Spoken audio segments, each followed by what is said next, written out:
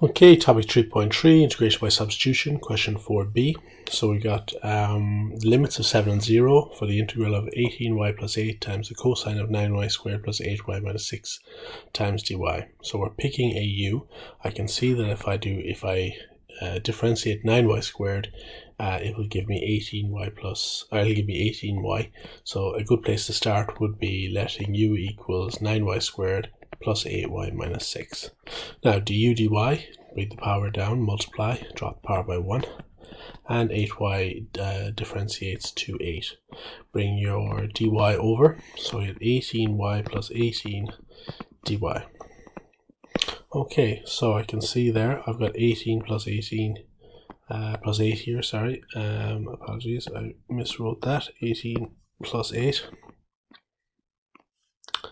And I have dy here and dy up here, so I know it can all be exchanged for du. So time to rewrite.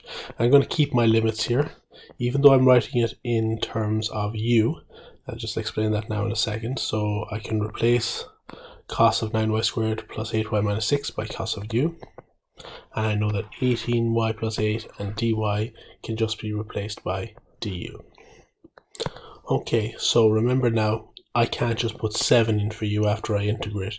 I'll have to put back in my u, or if I wish I can convert them, but I'm not going to do that.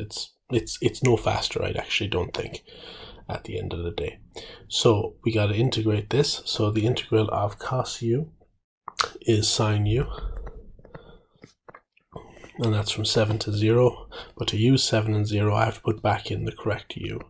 So u, we said, is 9y squared plus 8y minus 6. That's from 7 to 0. So we input our 7 first. Sine times 9 times 7 to be squared. Plenty brackets. Just make sure whatever you do, you have an even number of brackets. But the more brackets, the merrier. Minus the sine of 9 times 0 to be squared plus 8 times 0 minus 6. And brackets there again.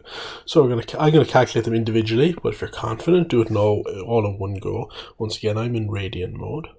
And when I plug 7 in, I get the sine of it, I get 0.7905, and when I put 0 in, I get 0.2794. So one minus the other will give me 0.5111.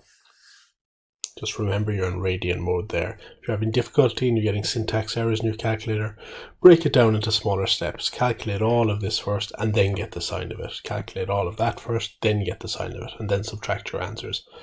And the more decimal places you do, the better your answer. So, yep, there you go.